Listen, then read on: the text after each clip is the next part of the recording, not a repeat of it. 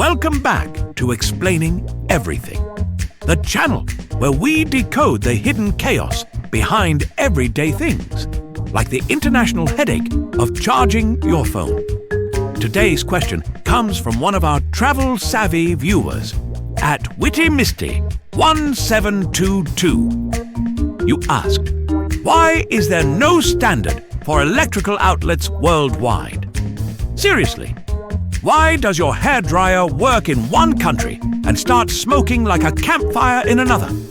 Why are there 15 different plug shapes and voltages? And why do they all look like failed emoji experiments? It's one of the most annoying things about traveling, and there's a tangled, high-voltage reason behind it. So grab your adapters, converters, voltage regrets, and probably a backup battery pack, and let's plug into the electrifying history of global outlets. Right here on Explaining Everything.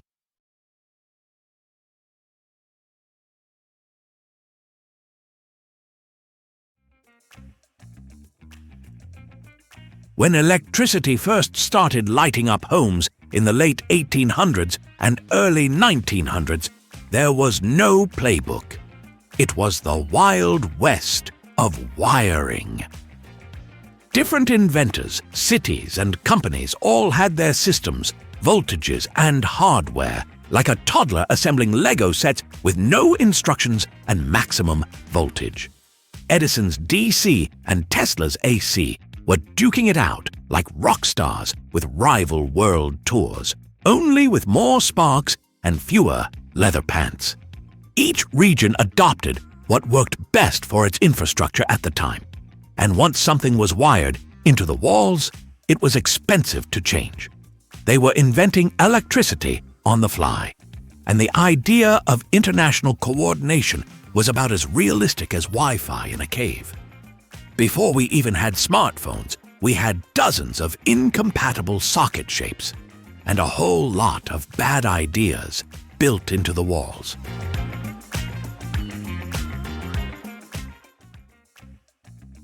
Today, there are over 15 major plug types in use worldwide, from Type A and B in the US and Japan, to Type C in most of Europe, to the chunky, you might need a gym membership Type G in the UK.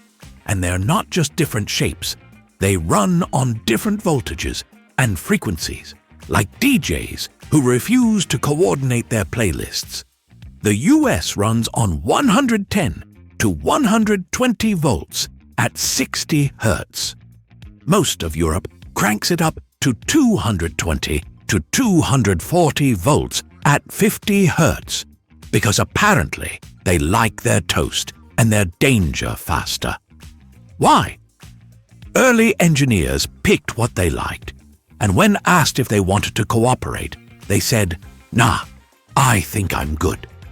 By the time anyone thought about standardizing things, the world had already hardwired its bad decisions, permanently. So now we've got plug anarchy, and no one's calling in the socket police.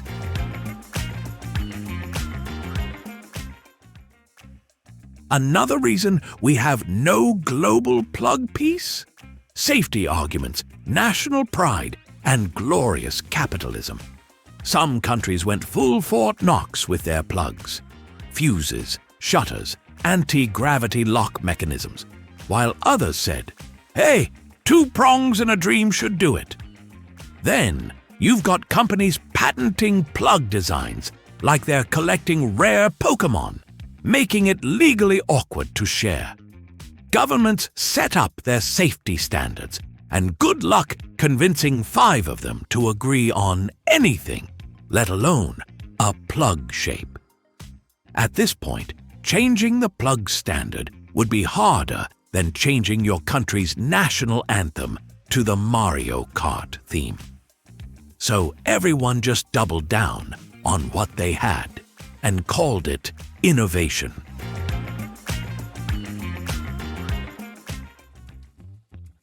So why haven't we all just picked one plug and moved on? Because ripping out and rewiring the entire planet is a bit of a buzzkill. It would cost trillions, take decades, and involve yelling in dozens of languages, mostly at electricians and confused tourists. Plus, no single plug type has been universally loved enough to unite the globe. Type G is too big, Type C feels flimsy, and Type A looks like it's always judging you. Even organizations like the IEC have tried pushing a universal standard, Type N. But it's kind of like that one kid who brought salad to a pizza party. Technically useful, but absolutely ignored. So instead of fixing the system, we just buy adapters and quietly cry in hotel bathrooms.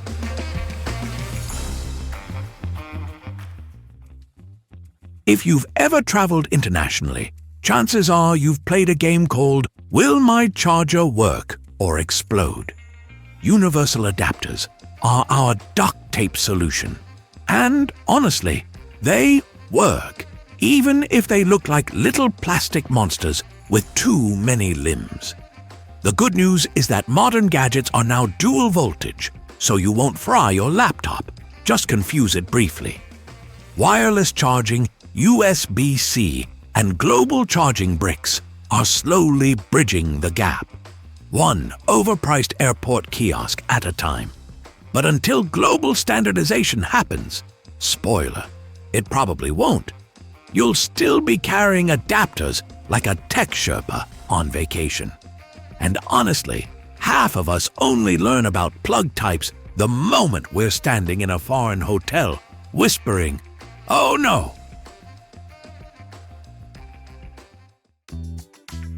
So, why is there no standard for electrical outlets worldwide? Because we wired the world before we talked to each other. And now we're stuck with a global patchwork of plugs that don't match, don't fit, and occasionally spark existential dread. It's like we all showed up to a costume party dressed as different versions of electricity, and no one told the host. Honestly, the only truly universal thing about plugs is how often they make us question our life choices in a foreign hotel. Every outlet you see is a tiny monument to history, invention, stubbornness, and one giant missed opportunity for teamwork. So the next time you fry a hair straightener or have to buy your fifth adapter, just remember, it's not your fault. It's electricity's way of trolling humanity. We didn't choose the plug life. The plug life chose chaos. If you like this video, hit that like button and subscribe.